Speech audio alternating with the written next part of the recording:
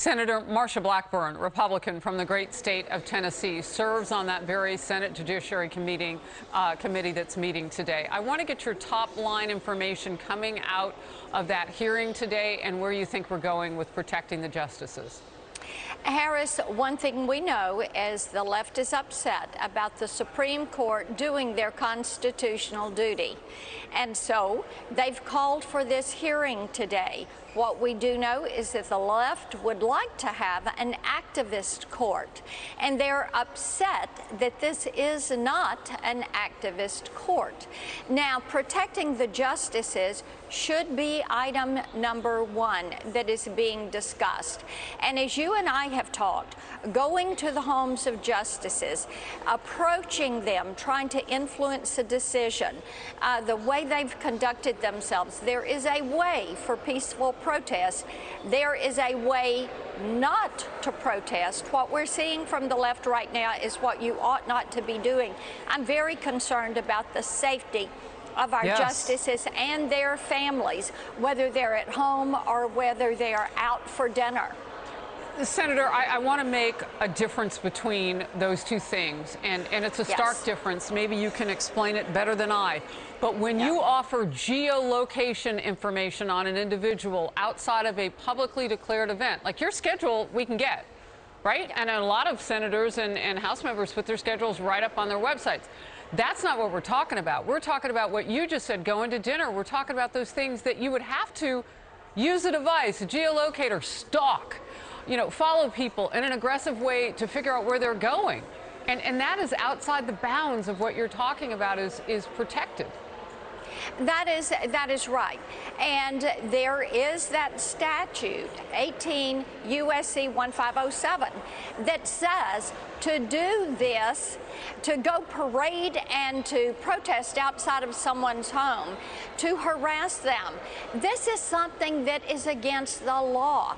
And the Department of Justice needs to be focused on going after the individuals, the groups that are breaking the law. And they should be very intent on keeping our Supreme Court justices safe so that they can do their job. We've got three co-equal branches of government. You have your executive, your legislative, your judicial. Each of us are required to do our job in order to keep this nation free, to keep it safe, and to make certain that we have a government that is of, by, and for the people. Real quickly, that hearing today with the Democrats, it's a squawk fest from what I'm reading to gin up their political base. Can anything else be accomplished from this for Democrats after the overturning of Roe versus Wade? Just a quick thought on that.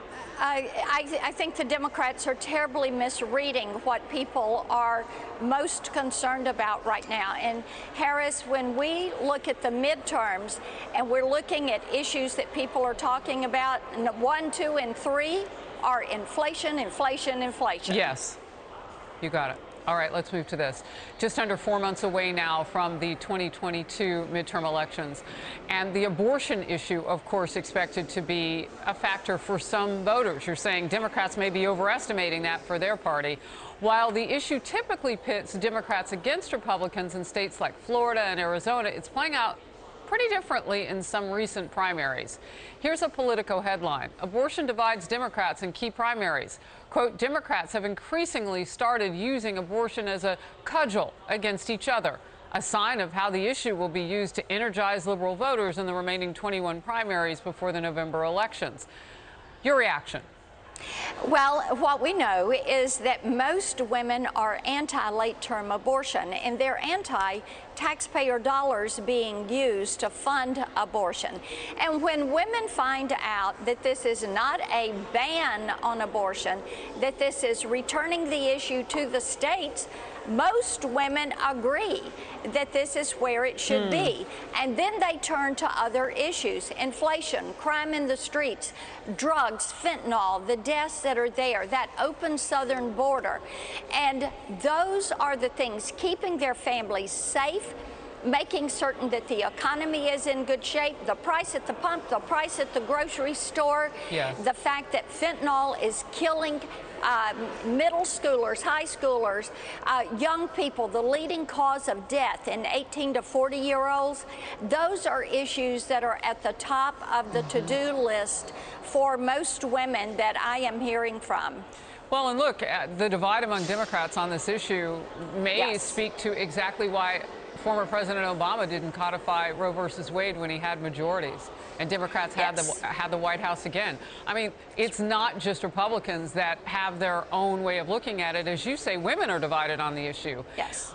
In some corners, and in some corners they're completely together in ways that maybe Democrats can't quite understand or wouldn't be able to predict. I want to get to this.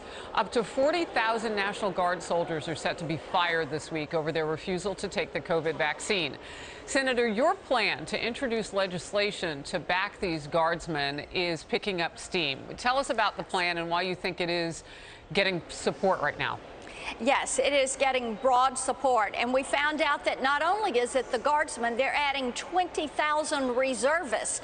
So it's a total of 60,000, Harris. And my legislation is introduced. It is picking up steam. We are trying to get this incorporated into the NDAA, the Defense Authorization Act. And what it would do is prohibit the use of taxpayer funds to implement this firing of our National Guardsmen and women and also our reservists. What we know is the pandemic is over. You can get on a plane. You can go without a mask. People are back to work. But this White House wants to declare the pandemic in effect against our U.S. military. This is something that is a far reach. The American people are against it, and I am so thrilled to have so much support from every corner of this country to get this included in the NDAA, to get this bill passed, to make certain that we preserve the right of our guardsmen and women to be able to serve this country without having to take a vaccine. We're seeing the vaccine does not keep you from getting COVID. Look at that. Look at the people in the Senate, the people in the House right now that have COVID. And they've all been double vaxxed and boosted, and they still get it. Well, Senator, later this hour, I'm going to talk with Dr. Siegel, one of our experts here at Fox, about the fact that the federal government is somewhat sending us, or perched to send us backwards on later this week, possibly Friday, by declaring yet that federal level of emergency over COVID. So what you're saying is something that's going to stay in the nomenclature, stay in the headlines. And please let us know what happens with your bill as we move through. We need our military for sure and whole. We can't go forward without 60,000 members of them. Good to see you. Thank you very much. Good to see you. Thank you.